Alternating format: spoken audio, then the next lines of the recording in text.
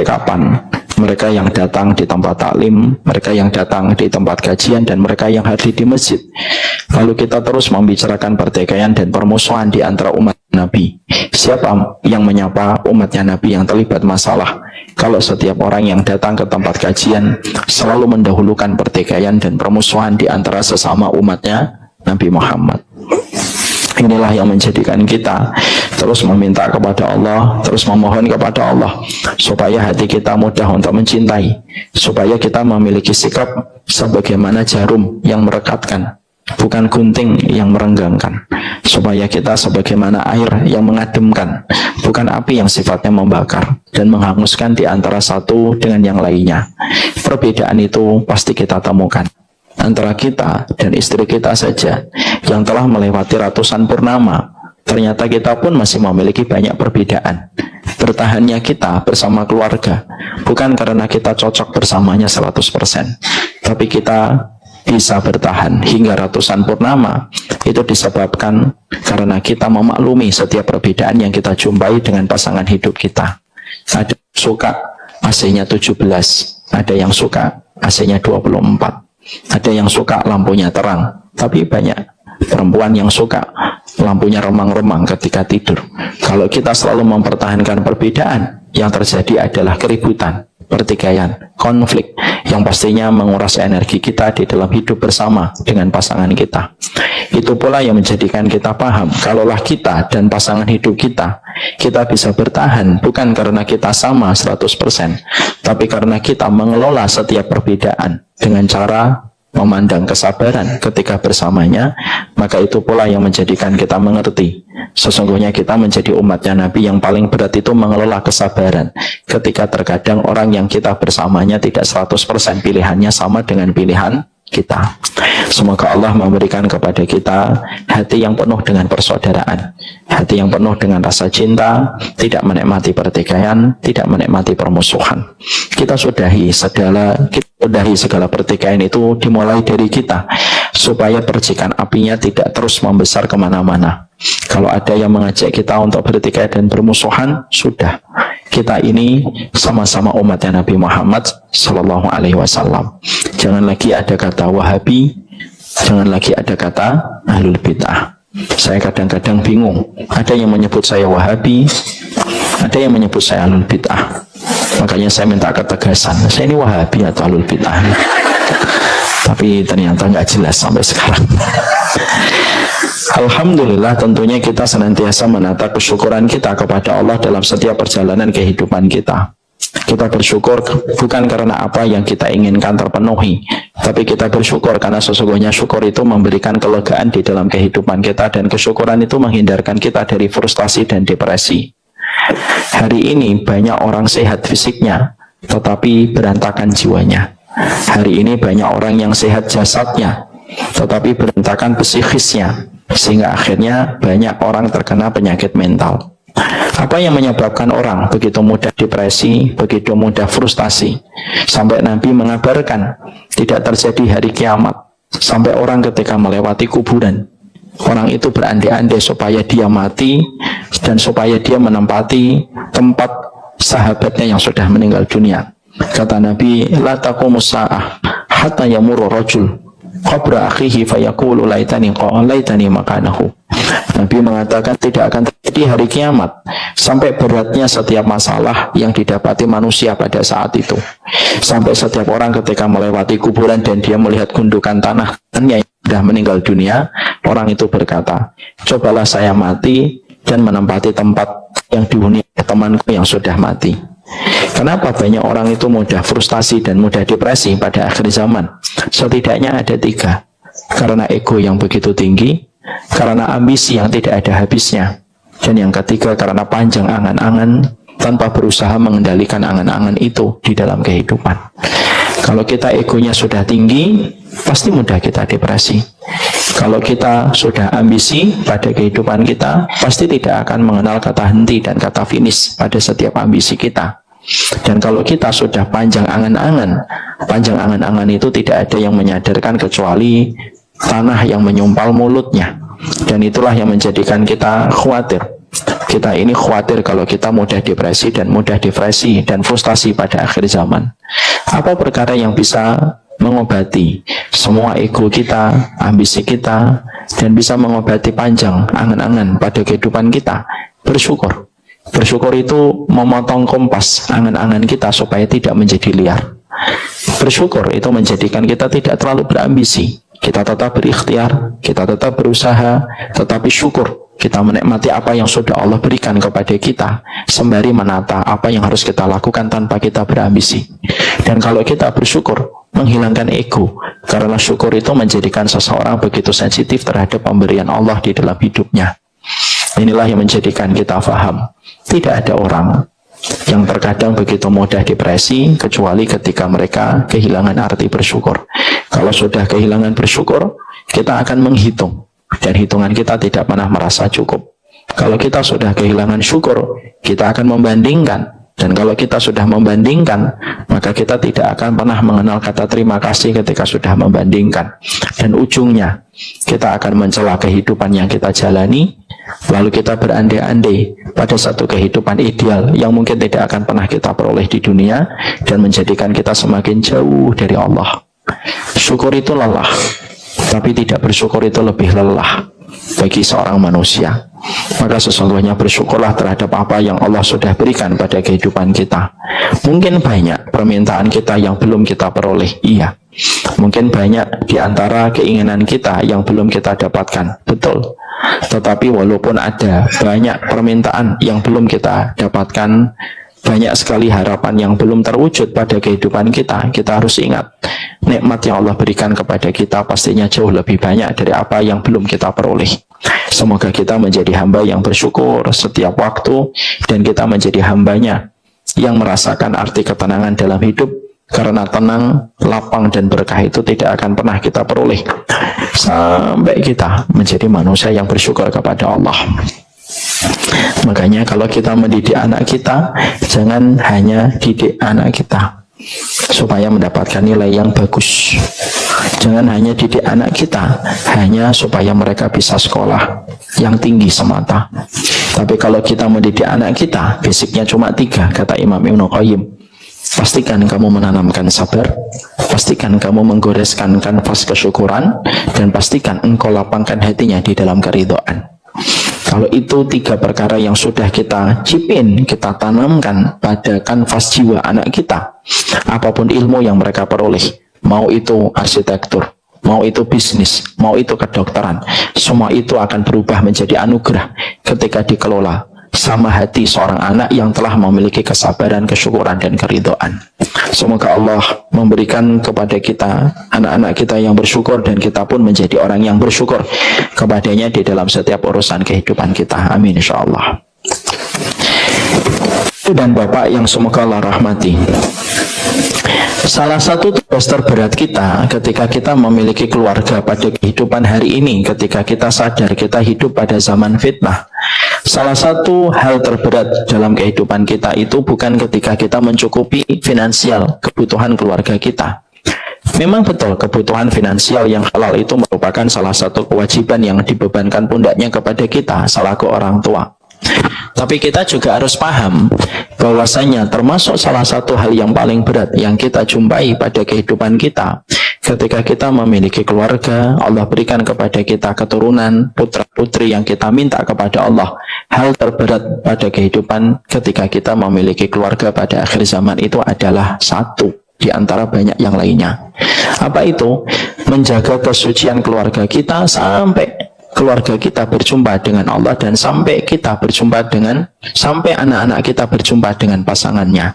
Itu merupakan perkara yang tidak gampang, dan itu bukan perkara yang ringan untuk kita dapatkan ketika kita dibebankan di atas pundak kita supaya kita menjaga kesucian di dalam kehidupan kita, terutama untuk putra-putri kita yang tercinta.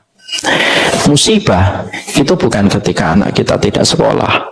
Musibah itu bukan ketika anak kita tidak memiliki IP yang tinggi, tapi musibah itu ketika anak yang Allah berikan dan Allah titipkan kepada kita berada pada kesucian. Ketika Nabi bersabda, kullu mauludin yuladu alal fitrah, setiap anak yang dilahirkan itu berada pada fitrah kesucian. Lalu anak itu ternoda sebelum dia berjumpa dengan Allah, padahal amanah itu dibebankan atas pundak kita. Itulah perkara yang paling berat yang tentunya harus kita pertanggungjawabkan di hadapan Allah. Orang tua yang harusnya tidak nyenyak dalam tidurnya itu bukan orang tua yang mereka takut kepada kemiskinan. Orang tua yang harusnya tidak nyenyak dalam tidurnya itu orang tua yang apabila keturunannya ternoda sebelum terjadinya ijab kabul. Karena sesungguhnya ketika sudah terjadinya perzinahan, entah itu terjadi pada kehidupan anak laki-laki ataupun anak perempuan, maka itulah perkara besar yang tentunya itu tidak akan hilang dengan kita sekedar menyesal. Tetapi perkara itu merupakan perkara berat yang bisa mengakibatkan konsekuensi besar pada kehidupan ketika kita masing-masing berdiri di pengadilan Allah. Makanya beberapa ulama sampai mengatakan salah satu di antara perkara berat yang dihadapi oleh orang tua ketika mereka berdiri di hadapan Allah, orang tua itu yang paling berat bukan hanya ditanya tentang sholatnya anak-anak dan bukan hanya ditanya tentang akidahnya anak-anak, tapi nanti yang ditanya oleh Allah, sebersih apa kamu menjaga anakmu sampai anakmu menghadap kepada diriku. Karena sesungguhnya kebersihan itu sangat dicintai oleh Allah. Kalaulah bapak kentut, sekhusyuk apapun bapak sholat, ketika kentut menjadikan sholatnya tidak diterima oleh Allah. Kalaupun ibu sholat, lalu ibu sholat maghrib dengan khusyuk, menetes air mata, tapi ternyata sajadahnya ibu ada nodanya, misalkan ada najisnya, sholatnya tidak diterima oleh Allah.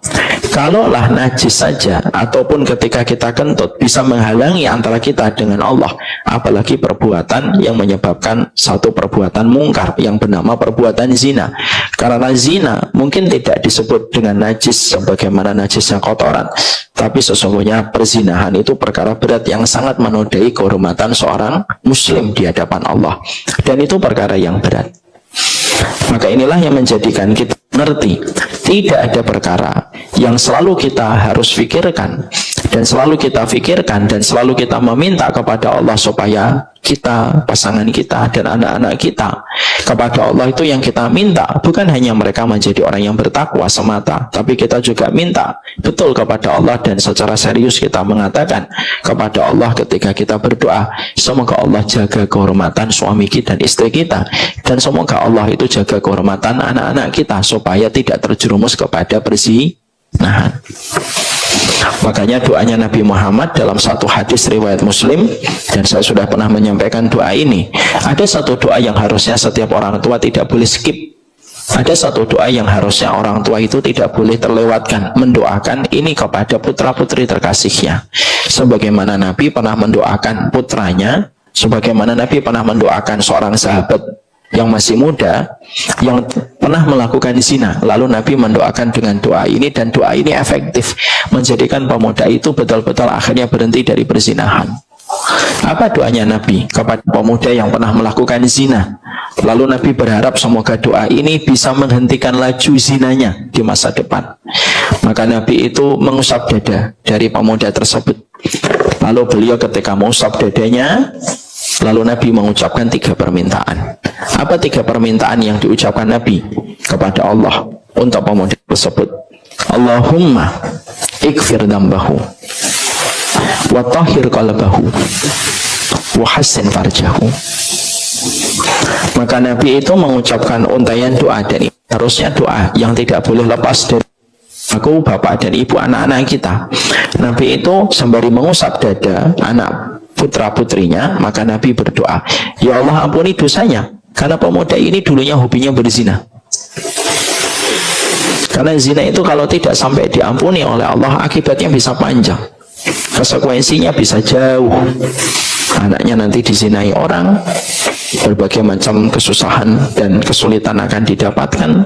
Bahkan kalau ibu dan bapak membaca di dalam dalil, tidak ada satu kejadian gempa, selalu yang disebutkan penyebabnya adalah tersebarnya zina. Kalau bumi saja bergoncang karena perbuatan zina, bagaimana kehidupan akhirat seseorang. Maka Nabi mendoakan pertama kali, ya Allah ampuni dosanya, Allahumma fir dzambahu.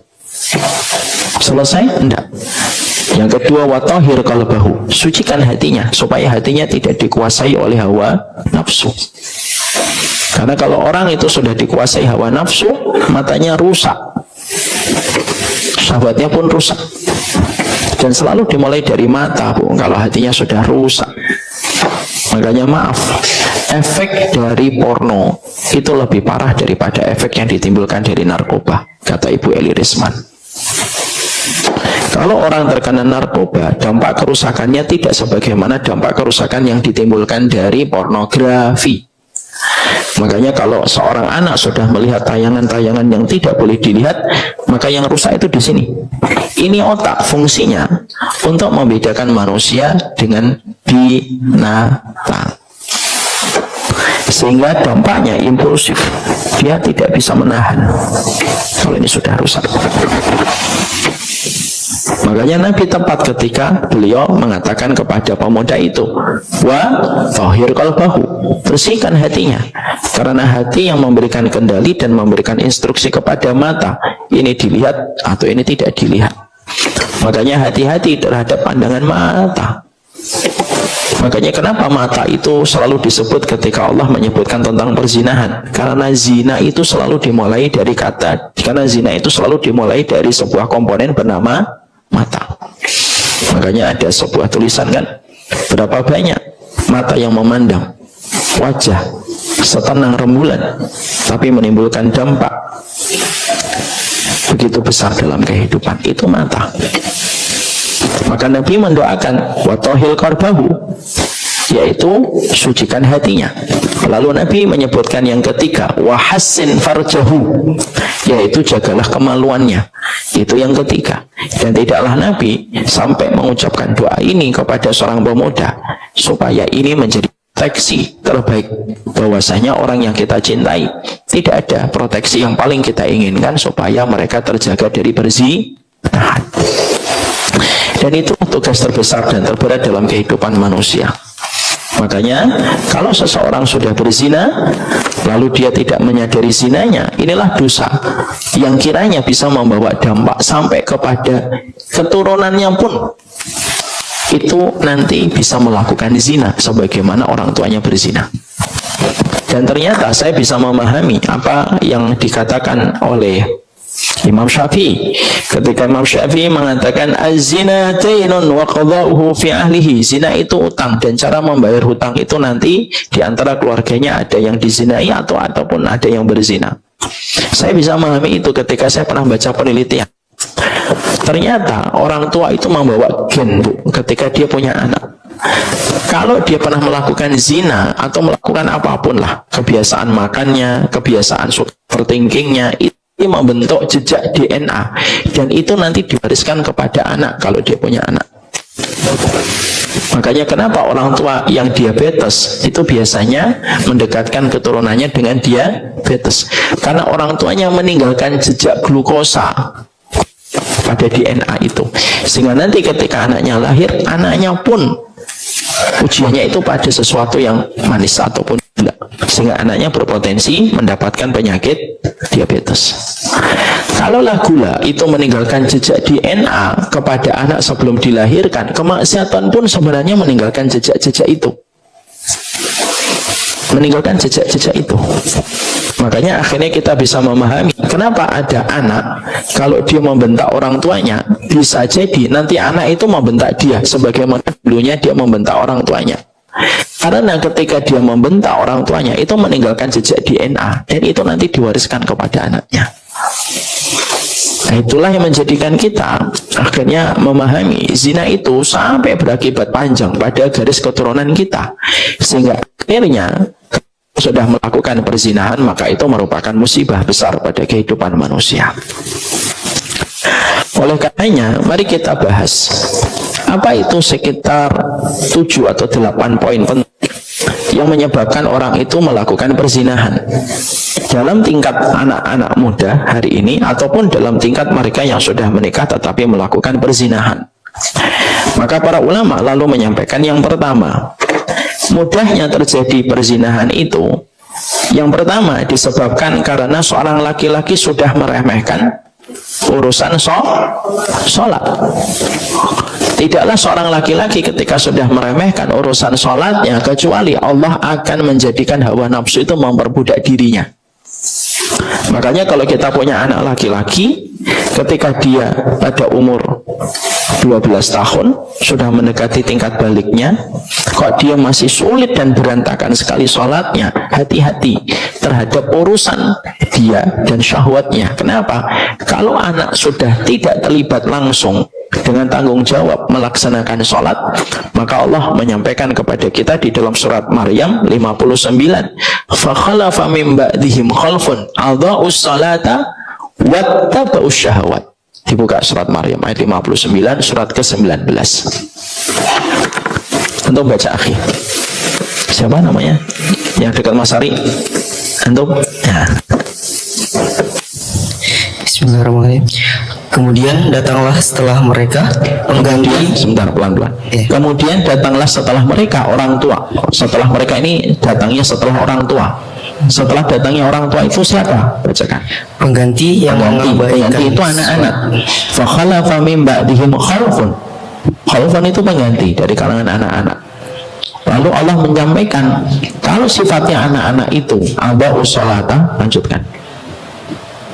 Pengganti yang mengabaikan sholat, yang meremehkan sholat atau mengabaikan sholat. Apa yang terjadi kalau pengganti anak-anak muda ini sudah meremehkan urusan sholat? Apa yang Allah akan berikan pada kehidupan kita, dan fenomena apa yang terjadi kalau orang sudah meremehkan urusan sholatnya? Lanjutkan. Dan mengikuti keinginannya, maka mereka kelak akan tersesat. Ya. Maka di situ ada kata, kalau mereka sudah meremehkan sholat, wattaba'u syahwat, mereka pasti akan mengikuti dan mengekor kepada syahwat. Itulah kenapa ibu dalam Islam, kalau anak kita tidak mau puasa ketika dia sudah 13 tahun, kita tidak boleh memukulnya. Kalau anak kita umur 15 tahun tidak mau untuk melakukan haji dan umrah, kita tawarin ayo umrah, nggak mau, kita tidak boleh mukul. Tapi kalau anak kita sudah 10 tahun kok dia tidak sholat, kita diperbolehkan memukul. Memukul yang sifatnya kasih sayang, memukul yang sifatnya tidak menyakiti, memukul yang tidak berarea obyeknya kepada kepala, tapi selain kepala, fungsinya untuk mendidik. Kenapa ada kata pukulan, mendidik dan kasih sayang kepada anak kalau mereka tidak melaksanakan sholat? Karena urusan sholat ketika berantakan, urusan syahwat menjadi lebih berantakan. Pernah saya sampaikan di sini kalau tidak salah, hampir rata-rata suami istri ibu yang datang kepada kantor kami, karena banyak yang datang ke kantor kita, yang belum datang jamaah rumil aja yang belum datang. Lagi Mas Ari nggak pernah datang dia. Semoga dikasih hidayah. Ketika keluarga-keluarga yang datang kepada kita konsultasi, ketika suaminya berzina dan selingkuh, selalu pertanyaan saya di sela-sela konsultasi yang kita berikan kepada mereka, selalu saya tanya, Pak, urusan sholatnya bagaimana? Mas, urusan sholatnya bagaimana? Dan hampir 98% mereka yang melakukan perselingkuhan sampai perzinahan, hampir semuanya berantakan dalam urusan sholat. Betul kata Allah di sini. Jadi urusan sholat itu berat. Makanya maaf ya, perselingkuhan itu selalu saya bagi jadi dua, Bu. Kalau perselingkuhan tidak sampai zina, ini masih ada harapan besar. Tapi kalau perselingkuhan sudah sampai zina, ini berat menyelesaikan. Walaupun tetap ada harapan semata-mata Allah kalau Allah sudah menghendaki. Tapi rata-rata yang berzina ini selalu terkait dengan urusan sholat yang berantakan. Ada yang tidak pernah hadir di masjid, ada yang bolong-bolong, padahal dia sudah punya anak. Makanya akhirnya urusan sholat itu menjadi perkara penting. Makanya betul kata Umar bin Khattab, idza duyi'atis sholat fakanat lima siwaha adiyah. Kalau sholat sudah diremehkan, seluruh ajaran yang lainnya pasti akan diremehkan olehnya. Mungkin ada yang mengatakan, Ustadz saya punya teman sholatnya rajin tapi tetap zina. Dia sholat aja masih berzina, apalagi tidak sholat. Mungkin sama binatang kali dia. Jadi urusan sholat ini penting sekali. Makanya ibu harus menjadi support system suaminya untuk tetap datang ke masjid dengan cara yang baik. Wow ya bu, laki-laki itu selalu tahu nasihatnya istri itu pasti baik. Yang tidak disukai suami itu apa sih? Nadanya dan intonasinya yang gak enak. Betul nggak pak? Oh itu betul. Saya wakili pak, tenang. Ya. Jadi sampaikan dengan intonasi dan nada yang baik. Ingatkan. Karena bagaimanapun kehadiran seorang laki-laki itu urusan sholat itu penting. Dan maaf bapak dan ibu, kita tidak akan mungkin menjadikan anak kita menjadi ahlul masjid kalaupun kita tidak menjadi ahlul masjid. Jangan mengharapkan anak kita ada di masjid kalau kelingking kaki kita tidak pernah bertemu dengan kelingking kaki anak kita di dalam masjid. Karena kita orang tua yang lemah, kita menitipkan anak kita itu di masjid. Kenapa Ustaz? Karena kita orang tua yang lemah. Supaya anak kita itu dilihat malaikat siang dan malaikat malam yang berkumpul di waktu subuh ketika kita susah payah gendong anak kita dan kita bangunkan anak kita dari tidurnya. Dan itu menjadi tawasul kita supaya anak kita terkait hatinya dan terpincut jiwanya kepada masjid. Makanya kalau anak atas nama rasa kasihan kita biarkan tidur, kita biarkan tidak datang ke masjid, tidak kita biarkan untuk tidak sholat. Alah, saya lebih baik, naudzubillah min dzalik ya, saya lebih baik anak saya dapat angka C ataupun nilainya 5, tapi dia mendahulukan Allah ketika dipanggil daripada dia mendapatkan A tetapi dia meremehkan urusan sholat. Kemarin kita mendapati ada dokter yang memperkosa pasiennya, tanya sholatnya gimana. Naudzubillah min dzalik, semoga kita tidak ini dan kita tidak boleh menjadi sombong dan lebih baik, enggak. Tapi kita ngambil benang merahnya itu selalu dalam urusan sholat. Lah Walid itu sholat Ustaz. Walid itu film bu. Tapi yang pasti bahwasanya urusan sholat itu menjadi pionir pertama. Dari urusan sholat itulah kita sampaikan maknanya, kita sampaikan kebutuhannya. Karena selama orang itu masih sholat, maka dia masih punya harapan besar untuk mendapatkan hidayah berikutnya. Karena hidayah itu bertahap. Hidayah itu bertahap. Tidak langsung hidayah itu langsung 100% kita langsung mendapatkannya. Ada hidayah itu bertahap. Hidayah pertama lewat sholat, hidayah berikutnya lewat taklim, hidayah berikutnya dia lembut sama keluarga. Hidayah itu bertahap. Selama dia belum hilang hidayah sholatnya, kemungkinan hidayah berikutnya itu akan datang secara pelan tapi pasti selama sholatnya belum ditinggalkan. Dan itulah kewajiban kita untuk menghidupkan arti sholat itu kepada kehidupan anak-anak kita.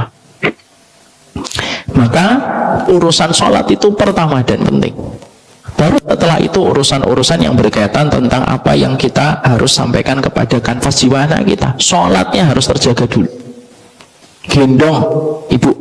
Kalau ibu tidak punya suami, ketika ibu suaminya keluar kota, ibu yang gendong. Kalau anaknya laki-laki, gendong. Contoh itu ibunya Imam Ahmad, gendong anaknya kalau subuh, meletakkan anaknya ketika subuh itu di masjid.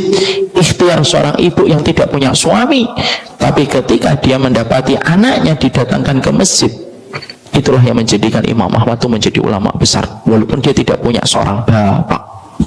Gimana tempat dia menabung harapan dan meraih kekuatan?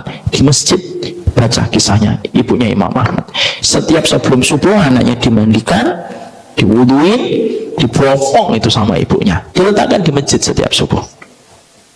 Akadnya diterima sama Allah.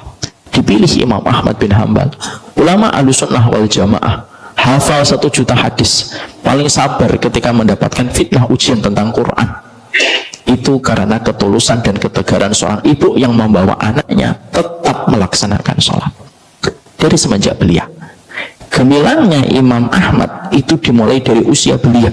Ketika seorang Imam Ahmad belia, tidak pernah jauh dari masjid. Makanya saya sedih kalau aturan masjid itu ada yang mengatakan tidak boleh bawa anak-anak.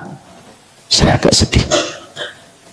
Walaupun tetap orang tuanya memiliki kewajiban untuk mengarahkan anak-anaknya, Tapi kewajiban kita itu mengarahkan anak kita itu dekat dengan masjid. Bahkan kalau bisa kita buatin playground yang nyaman itu. Jangan sampai playground masjid kalah dengan playground mall. Supaya anak mau datang ke masjid. Karena mereka yang akan menggantikan kita. Khalfun, kata khalfun yang kita baca surat Maryam 59 itu ya mereka. Kita bangunkan mereka itu supaya mereka datang ke masjid. Suaminya suruh datang ke masjid. Bapak kita harus datang ke masjid. Nggak boleh kita absen dari masjid. Karena begitulah caranya Allah memberikan proteksi kepada kita dari perzinahan. Nggak ada kata, Ustadz boleh nggak ada yang lain ditawar? Dia bisa ditawar urusan masjid. Masjid. Ini sebab pertama. Kalau ini sudah lepas urusan ini, ibaratnya 5, 1, 2, 3, 4, 5. Kalau ini sudah lepas 5 ini, nggak akan kuat nanti. Pasti akan lemah.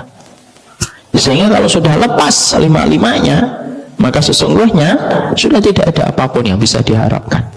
Sehingga ketika syahwatnya timbul, dia tidak punya kendalinya. Karena apa? Ya karena tidak ada pertolongan Allah untuk mengatur syahwat. Matanya sudah lepas melihat apapun yang haram. Dan kita lihat hari ini, pembicaraan tentang zina itu sudah menjadi pembicaraan common, menjadi pembicaraan yang wajar di tengah masyarakat, terutama generasi muda hari ini. Semuanya mengarah tentang zina. Perempuannya dicabut rasa malunya, laki-lakinya sudah jauh dari masjid. Selesai. Perempuannya apa Ustaz? Perempuannya tidak ada rasa malu. Nah, itu kuncinya. Kalau perempuan sudah tidak punya rasa malu, pasti perzinahan akan muncul di mana-mana. Mana dalilnya? Mari kita buka dalam surat Al-Qasas. Mangga Mas Bagas. Bismillah. Kemudian datanglah kepada Musa salah seorang dari kedua perempuan. Ibu dan bapak masih ingat ketika Nabi Musa lari habis membunuh laki-laki Bani Israel? Lalu pada saat itu beliau kabur, lalu beliau mendatangi sumur yang di situ banyak laki-laki sedang mengambil air. Tahu kisah ini? Tahu. Di situ perhatikan detailnya kejadian itu disampaikan oleh Allah pada surat Al-Qasas, surat yang ke-28 ayat yang ke-25. Dibaca lagi. Berjalan dengan malu-malu, dia berkata, sesungguhnya ayahku mengundangmu untuk memberi balasan sebagai imbalan atas kebaikanmu memberi minum ternak kami. Ketika Musa mendatangi ayah wanita itu, Syekh Madian, dan Syekh Madian menceritakan kepadanya kisah mengenai dirinya. Dia berkata, janganlah engkau takut, engkau telah selamat dari orang-orang yang zalim itu. Ya. Allah mensifati dua wanita yang mendatangi Nabi Musa dengan sebuah sifat kemuliaan yang melekat pada wanita. Yang ini, sifat ini hanya berlaku untuk wanita, tidak berlaku untuk laki-laki. Apa yang Allah sifati dari dua wanita yang mendatangi Nabi Musa? Salah satu di antara keduanya nanti akan menjadi istrinya Musa. Faja'atuhu ikhdahuma tamshi al-istihya, yaitu ketika salah satunya mendatangi Musa dalam kondisi malu. Jadi akhirnya perempuan malu itu merupakan kunci, dia merupakan gembok. Tidak akan mungkin terjadi perzinahan ketika seorang wanita itu diberikan anugerah sifat malu yang terus ditanamkan oleh orang tuanya. Hari ini Bu, laki-lakinya lemah dalam urusan sholat, perempuannya tidak memiliki rasa malu untuk membuat konten. Lalu akhirnya kontennya dilihat sama setiap orang. Yang dia harusnya paham, tidak setiap orang yang menatapnya itu memiliki hati yang bersih. Sehingga ketika dia menatapnya, dia bisa nge-save, lalu mendownloadnya, lalu melakukan apa yang dia mau, yang dikatakan oleh hawa nafsunya. Itulah laki-laki hari ini Bu. Sampai perempuan sampai perempuan bercadar pun bisa menjadi salah satu pelampiasan orientasi seksual. Orang perempuan bercadar itu ada laki-laki, dia ngoleksi perempuan bercadar, fotonya doang, untuk menjadi orientasi menyimpang seksualnya. Itulah kenapa akhirnya Allah itu menyoroti pada ayat yang ke-25, faja'athu ikhdahuma tamshi al-istihya.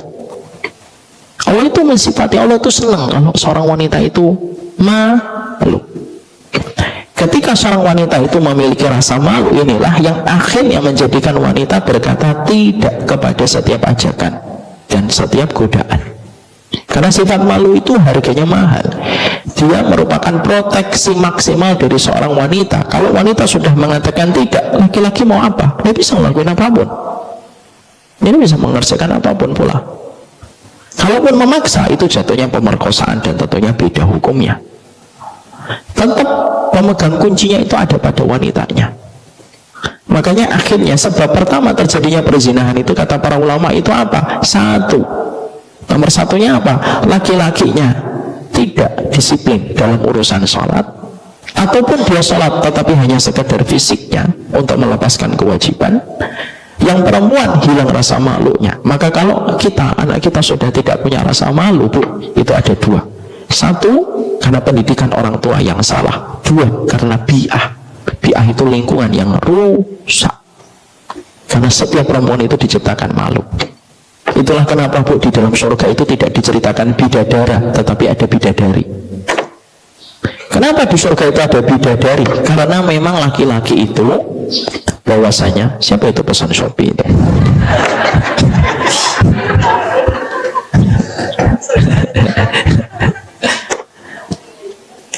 Karena sesungguhnya kenapa ada bidadari? Karena sesungguhnya laki-laki itu lemah dalam urusan perempuan. Ada bidadari, Allah itu seakan-akan secara tidak langsung mengatakan, jangan zina ya, jangan melampaui batas terhadap perempuan di dunia supaya kamu mendapatkan bidadari di surga.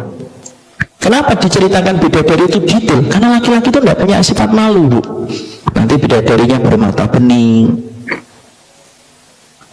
pahanya menembus pandangan. Kenapa diceritakan itu? Karena itu supaya laki-laki menjaga dari yang haram di dunia supaya mendapatkan yang halal di surga. Kenapa tidak ada bidadara, Ibu? Karena bidadara itu kata Syekh Utsaimin tidak diceritakan dan tidak ada. Pertama, karena perempuan itu tidak butuh banyak laki-laki. Perempuan itu cuma butuh satu laki-laki yang bertanggung jawab, selesai. Dia tidak butuh laki-laki lain. Dan yang kedua, perempuan itu punya sifat malu. Kalau diceritakan bidadara, kayak bidadari, Allah menceritakan, perempuan nggak mau membaca ayat.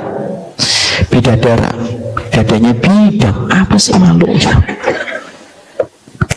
Maka sesungguhnya sifat malu itu merupakan salah satu sifat kemuliaan. Dan itu ditanamkan dengan dua. Satu, memastikan pendidikan kita terbaik untuk menciptakan sifat malu.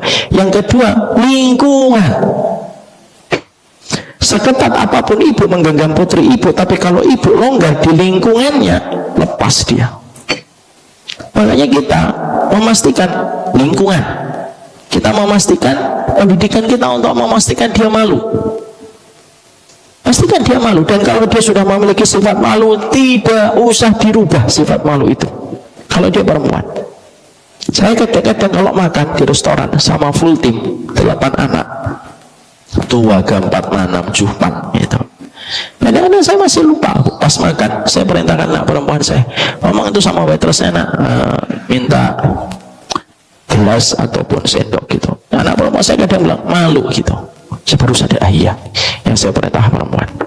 Kalau dia ngomong malu, tidak apa-apa. Tapi kalau saya ngomong, nah, yang laki-laki tolong ambilkan sendok atau gelas gitu, dia malu, saya mengatakan nggak boleh malu. Tapi anak perempuan malu, berarti ibu senang. Fitrahnya masih terjaga. Karena sifat inilah yang menjadikan Allah memilihkan istri untuk Nabi Musa. Sifat malunya. Ini yang pertama, kita yang jaga. Yang kedua, Bu, lingkungan. Lingkungan itu tetap wajib ini kita jaga ini. Makanya maaf, jangan menghadirkan handphone sebelum masanya anak itu siap dengan seluruh konsekuensi dari handphone itu. Jangan, tegas kita di situ. Saya bukan bapak yang terbaik. Dan tidak juga, saya tidak mau dijadikan contoh. Tapi kalau saya ditanya 8 anak saya ada yang pakai handphone, tidak ada. Anak saya nomor 1 17 on the way 18, tidak pakai handphone.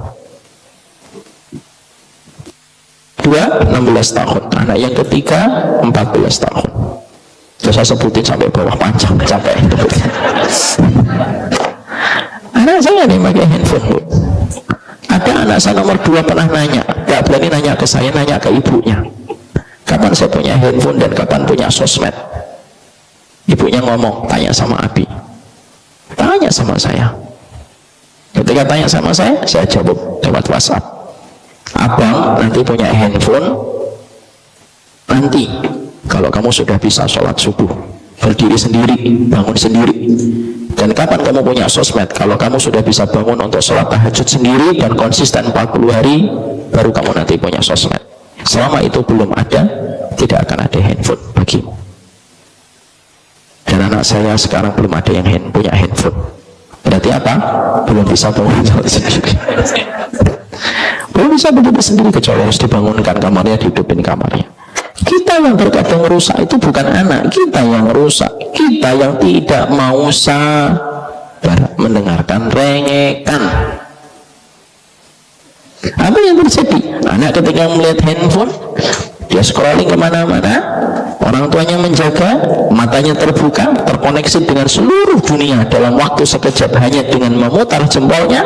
Itulah kerusakan yang didapatkan. Hilanglah sifat malu ketika dia melihat ini, melihat itu. Kalau lewat sifat malunya sudah hilang, sebentar lagi musibah-musibah berikutnya akan hadir. Itu handphone.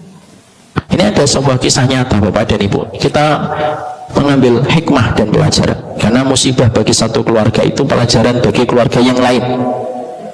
Walaupun kita tetap mendoakan keluarga yang mendapatkan musibah ini mendapatkan keberkahan dan mendapatkan pertolongan dari Allah. Ada satu keluarga, Bu.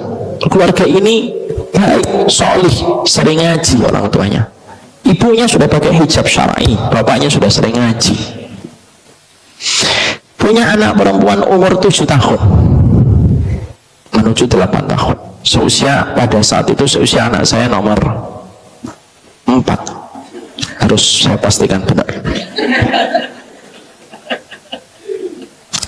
Satu waktu, satu musibah ini diceritakan beliau kepada istri saya. Dan saya sedih sekali, walaupun saya tetap terus mendoakan keluarga ini supaya mendapatkan pertolongan dari Allah. Cerita mengalir. Apa ceritanya? Dia punya anak satu waktu ketika sama ibunya meminjam handphone. Dia pinjam handphone sama ibunya. Scrolling itu, orang anaknya scrolling dia. Dan ketika scrolling itu selesai sekitar setengah jam, memberikan handphonenya kepada ibunya. Ibunya biasanya tidak pernah memperhatikan macam-macam. Lalu ibunya tiba-tiba pengen tahu, tadi buka apa sih anak saya gitu. Dibuka history, Ibu. Kaget dia mendapati historinya itu apa? Historinya itu konten pornografi. Anak perempuan 7-8 tahun. Kaget, bingung, nangis, seakan dunia runtuh. Karena ini orang ngaji, berhijab syar'i ibunya.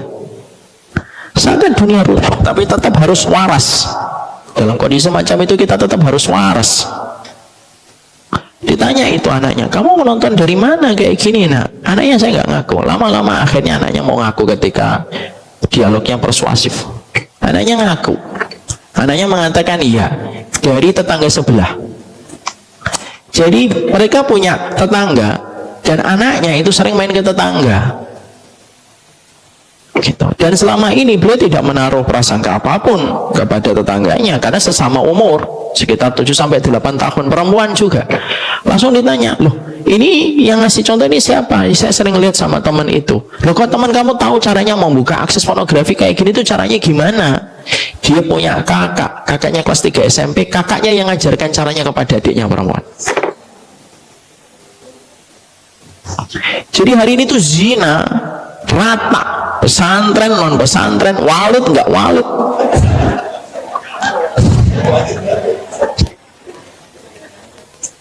Sampai akhirnya terjadinya itu.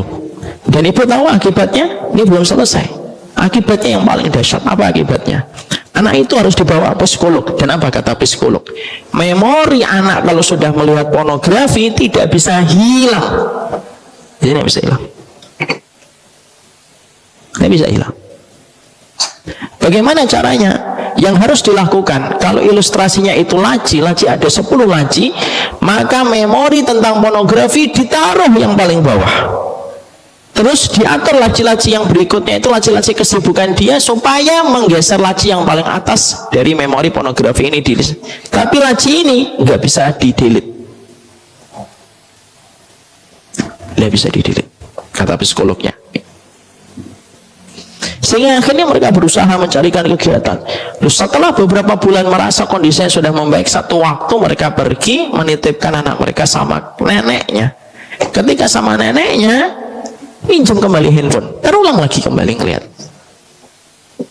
Jadi jangan kita anggap remeh orang yang mereka berkata, saya ngeliat ini, saya ngeliat itu. Rusaknya di situ. Kalau perempuan sudah ngeliat itu, akhirnya apa? Ngobrol tentang masalah yang mengarah kepada perzinahan, nggak malu. Makanya hari ini kita bingung. Ada perempuan disikapi oleh laki-laki dan mata laki-laki sebagai benda, disikapi fisiknya, disikapi bentuk lekuk tubuhnya, tapi dia nyaman. Kenapa? Karena disitulah kerusakan fitrah menyebabkan tidak ada lagi kendali untuk mengetahui mana yang baik dan mana yang buruk. Sampai ketika dia dikomentari fisiknya dan lekuk tubuhnya, kalau dia wanita normal dia marah, justru dia merasa bangga ketika dikomentari itu. Dan itu nomor satu kata para ulama. Kalau ini sudah terjadi, sudah, perzinahan itu tinggal menunggu waktu, bom waktunya itu bisa terjadi. Kalau ada seorang perempuan dia memiliki sifat malu, plus ditambah itu anak perempuan kita dekat dengan seorang bapak, insya Allah tidak akan mudah terjadi perzinahan. Ini kuncinya ditambah lagi, anak perempuan yang memiliki sifat malu dalam surat Al-Qasas ayat yang ke-28, ayat yang ke-25, plus perempuan kita itu harus dekat dengan bapaknya. Kenapa? Kalau anak perempuan kita sudah dekat dengan bapaknya, love language-nya, tangki kasih sayangnya sudah penuh. Kalau sudah penuh, dia tidak akan haus untuk memberikan afirmasi terhadap kasih sayang ketika datang dari laki-laki yang tidak dikenal. Istri saya menyampaikan lagi penelitian yang lain itu. Ada penelitian yang lain yang mengatakan begini, hampir rata-rata perempuan yang berzina, anak muda yang berzina, perempuan yang berzina itu memiliki benang merah. Benang merahnya apa? Tidak dekat dengan bapaknya. Ketika anak perempuan tidak dekat dengan bapaknya dan bapaknya tidak lagi menjadi pahlawan baginya, dia tangkinya itu kosong. Ibarat mobil ketika tangki bensin sudah kosong, hidup lampu indikatornya. Sehingga apapun itu direspon olehnya. Sehingga ketika ada musang berbulu kucing datang, direspon sama dia. Tapi kalau ada perempuan sudah full tangki kasih sayangnya, love language-nya sudah penuh dari sang bapak, dan sang bapak itu merupakan pahlawan terhebat dalam hidupnya, standar dia tinggi untuk menetapkan laki-laki boleh mendekat kepadanya. Disitulah ada kata jual mahal dalam perspektif yang positif. Jadi pembicaraan itu penting. Pembicaraan bapak sama anak, penting sekali. Berapa kali dialognya bapak kepada anak diabadikan dalam Quran, Bu? Ada yang tahu? A 10, B 11, C 12. Mana? Berapa? 12. Yang jawab A salah, yang jawab B salah, yang mau jawab C salah juga. 14 kali. Allah mengabadikan itu 14 kali. Kenapa Allah abadikan dialognya bapak dengan anak 14 kali di dalam Al-Quran, dan dialognya ibu dengan anak cuma 2 kali di dalam Al-Quran? Karena yang menyelamatkan jalan hidupnya seorang anak itu yang obrolan dia dengan bapak. Makanya kata Allah istihyain ini, dia itu dekat dengan bapaknya. Makanya ketika dia melihat Musa mengambilkan itu, anaknya cerita sama bapaknya, yang ngambilkan kami laki-laki. Ketika kami terdesak, gak dapat air, lalu ada laki-laki yang tidak kami kenal mengambilkan air. Anak ini karena percaya sama bapaknya, dia cerita sama bapaknya. Itu tanda kalau kita sudah betul-betul hangat dalam keluarga kita. Makanya tidak boleh, Bu, ada seorang anak perempuan itu jauh dari bapaknya, itu tidak boleh. Kalau dia sudah jauh dari anak perempuannya, dia sendiri yang menjerumuskan anak perempuannya. Nanti kalau terjadi apa-apa dengan anak perempuannya, jangan nyalain istri dulu. Kamu sih jadi ibu tidak bisa, tidak ngerti. Ikan itu busuknya dari kepala. Ikan itu busuknya dari kepala. Makanya ngobrol dengan anak itu penting sekali. Apalagi kalau anak sudah menyampaikan hal-hal detail seperti mimpi, itu sudah salah satu kunci sukses kita. Makanya saya pernah datang kepada guru saya itu ngomong begini, kalau anakmu mimpi apapun dan tidak cerita kepada kamu, itu musibah. Karena harusnya mimpi itu kelihatan. Semuanya dialognya para anak yang kelak menjadi rasul itu mimpi yang diceritakan kepada bapak. Nabi Yusuf kepada bapaknya Yakub, Ibrahim dengan Ismail, mimpi yang diceritakan, dan terjadi dialog hangat antara Ibrahim dengan Ismail, mimpi yang diceritakan. Makanya quality time itu penting sekali. Quality time kita bukan hanya kepada bapak ibu, suami istri, tapi sama anak. Ini quality time yang penting sekali. Anak bukan butuh kuantitas, tapi anak butuh kualitas, terutama anak perempuan. Kalau anak perempuan itu sudah tercover tangki kasih sayangnya full, standar tinggi dia dalam menetapkan laki-laki. Standar tinggi ini dalam perspektif yang positif, akhirnya bukan hanya sekedar soal jual mahal hanya karena fisik, enggak. Dia pasti akan menetapkan standar tinggi sebagaimana dia melihat bapaknya itu adalah pahlawan untuk dirinya. Tapi kalau seorang bapak sudah tidak lagi menjadi role model untuk seorang anak, sudah bukan hanya musang, tikus saja pun akan direspon sama dia. Kan banyak laki-laki tuh hari ini, Masya Allah, Pak, Ibu, saya harus sampaikan, nah laki-laki itu dari semuanya baik. Ada yang kadang-kadang sok peduli, besok puasa sunnah ya, ya. Oh, ibunya aja nggak dikasih tahu, perempuan kasih. Makanya kadang-kadang kita dapetin kan pacaran-pacaran yang asalnya itu dari tempat-tempat yang baik, dari hal yang baik, tapi akhirnya jurumusnya pacaran. Lagi apa? Lagi sujud gitu. Kamu lagi apa? Saya lagi ruku. Ini udah. Sehingga akhirnya itulah yang menjadikan rusaknya. Maka yang pertama itu apa? Jadikan yang pertama itu adalah laki-lakinya menjaga sholatnya, perempuannya terjaga malunya, dan terjauh dan terkualitaskan hubungannya dengan seorang bapak. Ibu kalau nanti punya anak perempuan, kasih waktu anak perempuannya itu dekat dengan bapaknya, dan ibu nggak usah cerita tentang aib bapaknya.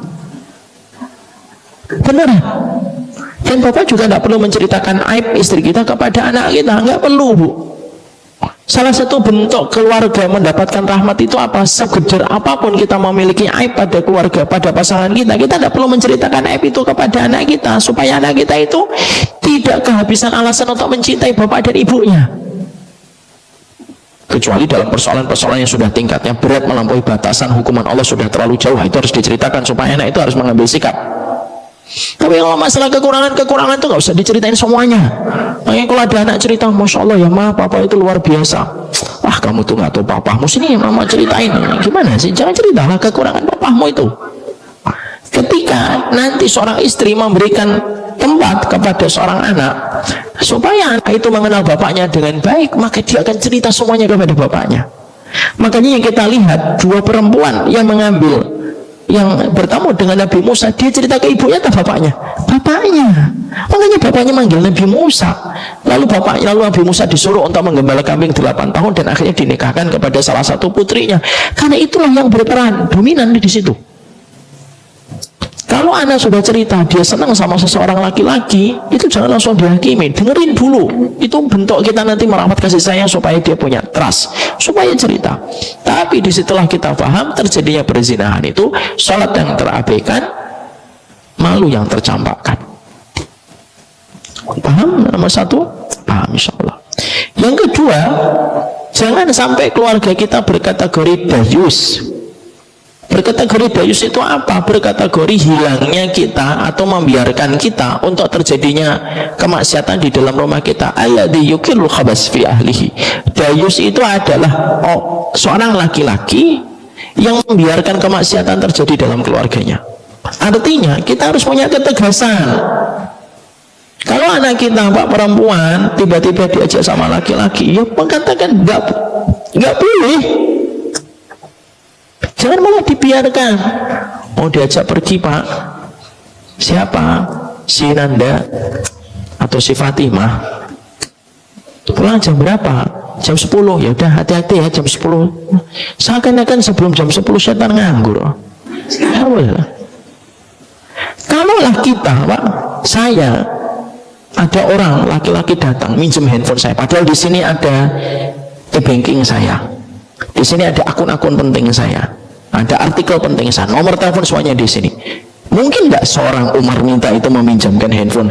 Nih nak, bawa nak, nanti jam 10 balikin ya nak. Nggak mungkin lah. Ibu mungkin nggak? Lalu kenapa ibu mungkin untuk menitipkan anaknya pergi ke laki-laki jam 10 pulang? Emang anak lebih murah daripada handphone? Mungkin nggak? Saya punya emas nih, saya kan punya emas banyak. Kita semuanya punya emas. Mungkin nggak kalau kita punya misalkan 100 gram, 1 kilo lah emas. 1 kilo itu hari ini 10 miliar. 2 miliar. 20 miliar. Terus nggak tahu lah saya itu. Karena 1 gram kan 2 juta ya sekarang. Kita punya emas 1 kilo. Mungkin nggak kita nitipkan ke orang? Ini Pak, nanti Mas bawa ya Mas saya nanti jam 11 bawa lagi balik pulang. Ya tidak mungkin kita Bu. Sama. Pacaran itu tidak mendekatkan jodoh sebagaimana pacaran tidak menjauhkan jodoh.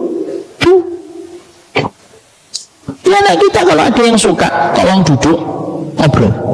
Saya kemarin Bu, jalan-jalan safari ke daerah Jawa Timur, ada seorang bapak-bapak, dia cerita, pengusaha besar, kaya raya, udah punya cucu, umurnya baru 49 atau 48, beda dikit dengan saya.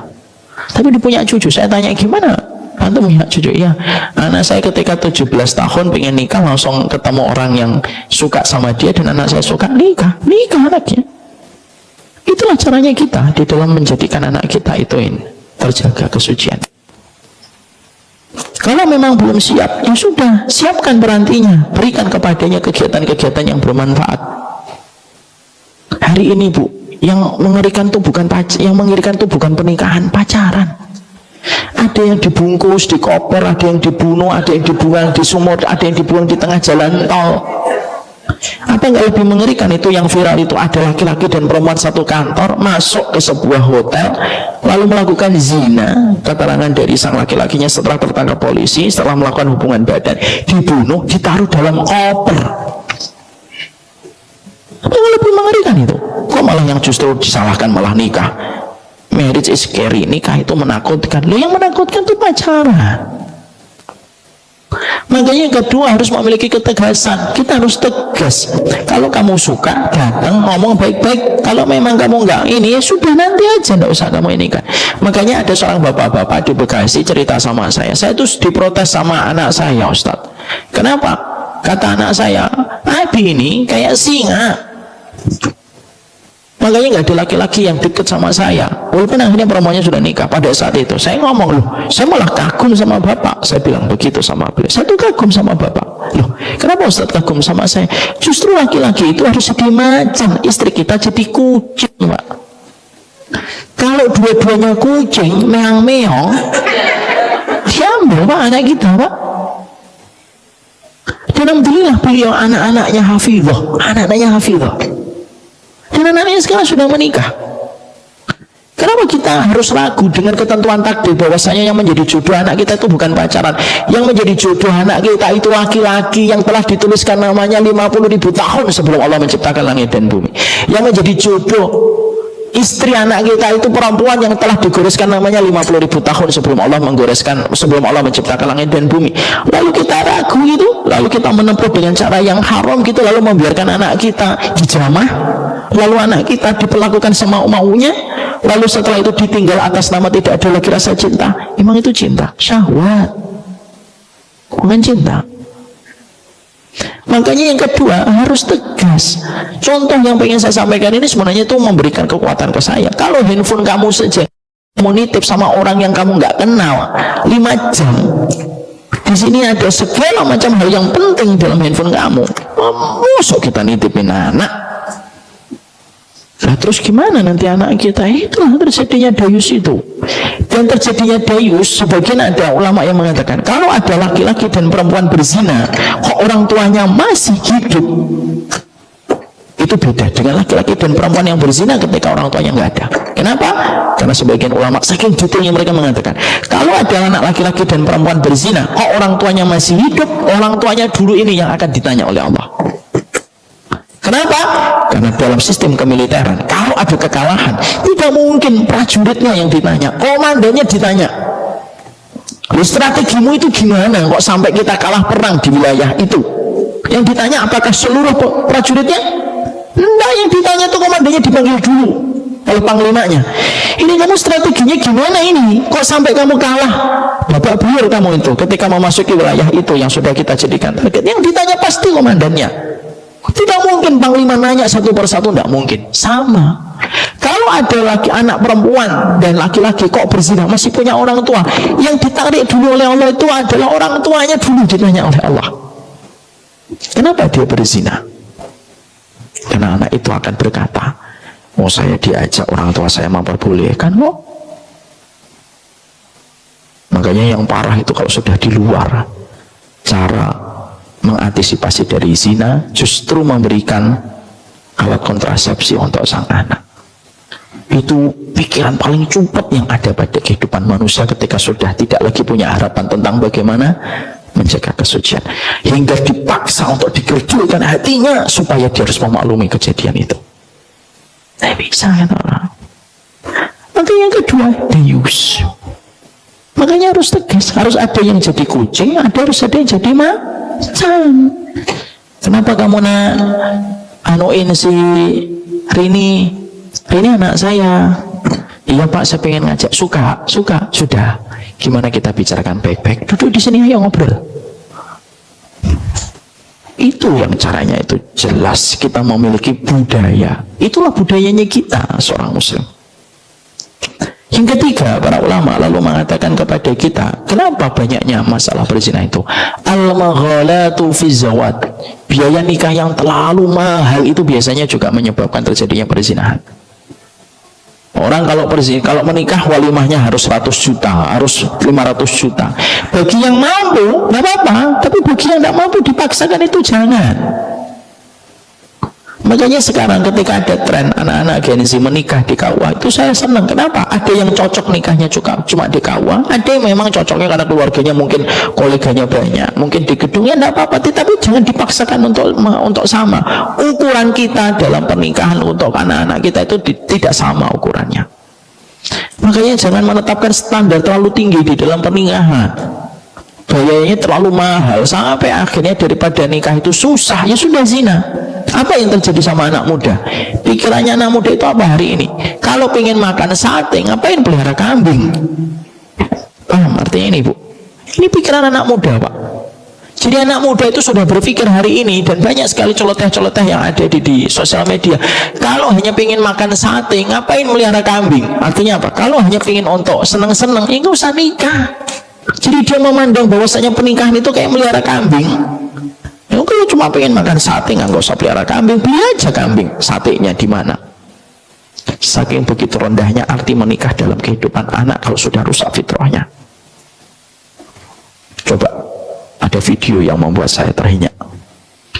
Cinta ditolak, adik bayi. Apa itu adik bayi beraksi? Itu rusak, itu pikiran kayak gitu. Walaupun itu dijadiin bercanda, nggak pantas itu. Karena ini yang kita harus selalu kembalikan bahwasanya, makanya pernikahan itu yang sederhana, yang penting syahdu. Dan maaf ya ibu dan bapak, kalau kita nggak diundang satu keluarga dalam pernikahan, nggak usah marah.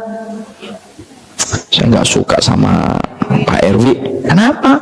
Nikahan anaknya saya nggak diundang. Kenapa nggak diundang?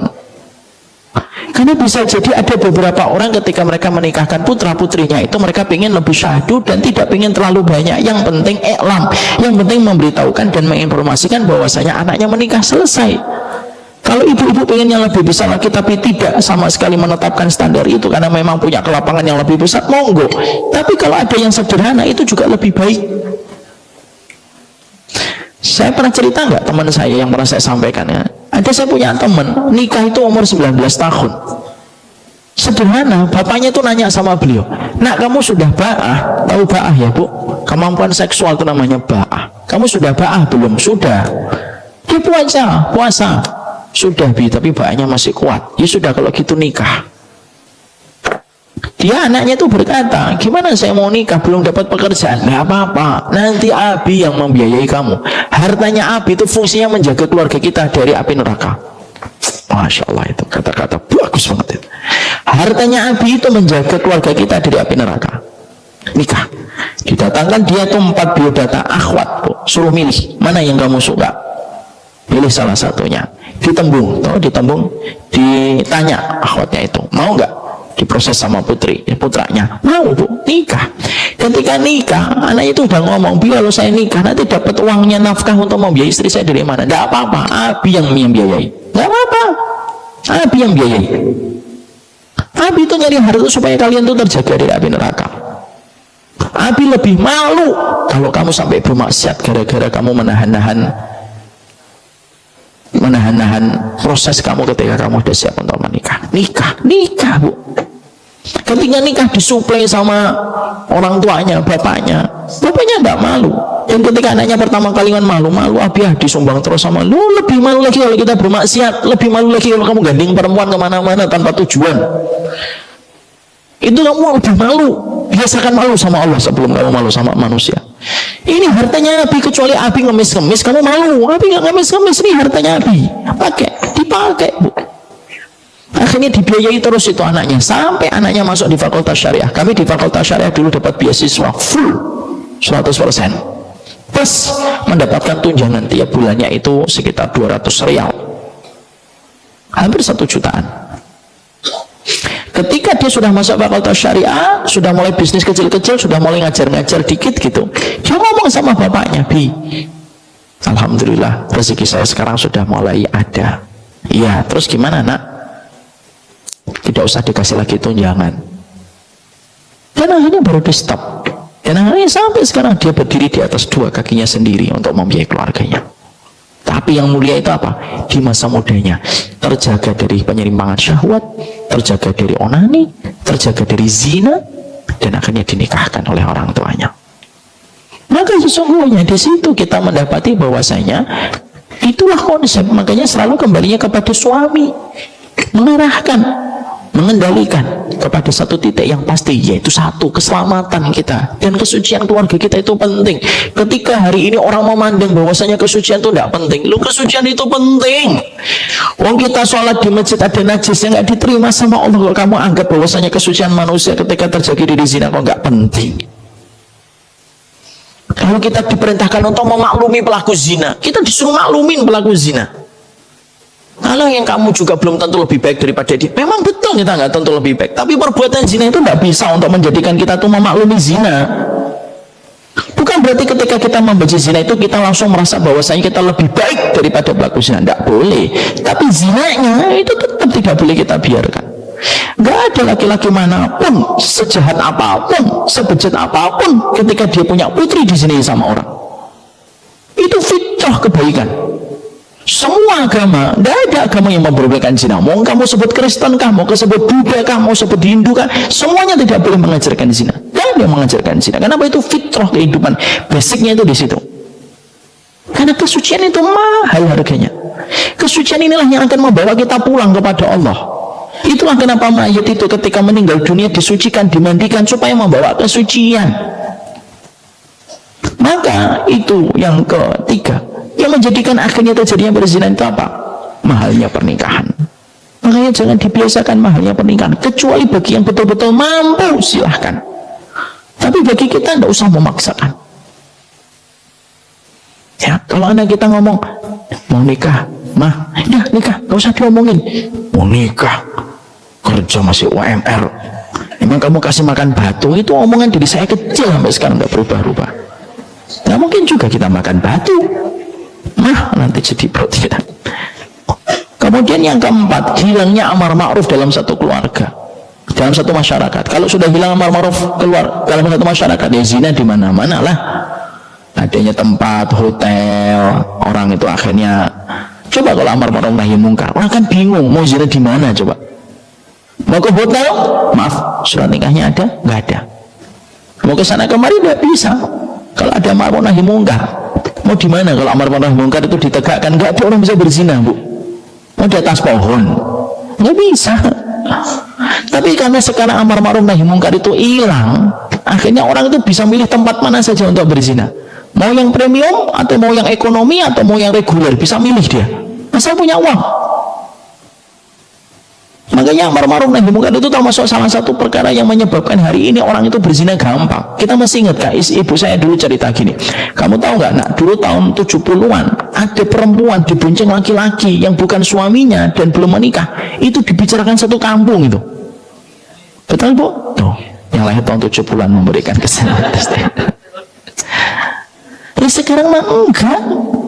Sekarang anak SMP, kadang-kadang ironisnya itu apa? Anak SMP itu ditanya sama gurunya sendiri, datang sendirian, ya pacarnya mana? Lu gurunya yang nanya. Pacarnya mana? Gurunya yang tanya, coba. Makanya amar ma'ruf nahi munkar itu termasuk salah satu perkara yang dijagain betul. Ada satu daerah bu, di daerah Tawangmangu di sana, itu amar ma'ruf nahi munkar itu masih bagus sekali. Nggak tahu sekarang ini. Dulu kalau ada pasangan-pasangan yang mereka itu tidak jelas, itu tidak boleh untuk mereka mengambil tempat-tempat bermalam di situ. Karena di situlah kita mendapatkan amar ma'ruf nahi munkar itu penting. Dan itu yang tadi saya sampaikan, semua dalil yang menceritakan tentang gempa itu selalu ada kaitannya tentang zina sebelumnya. Saking begitu dahsyatnya zina itu tidak diterima oleh bumi. Itu yang keempat. Yang terakhir, alhamdulillah, yang terakhir kapan terjadinya zina itu? Yang terakhir yaitu hilangnya kehangatan keluarga. Suami yang bertengkar terus dengan istrinya berpotensi dia terpincut dengan perempuan yang haram.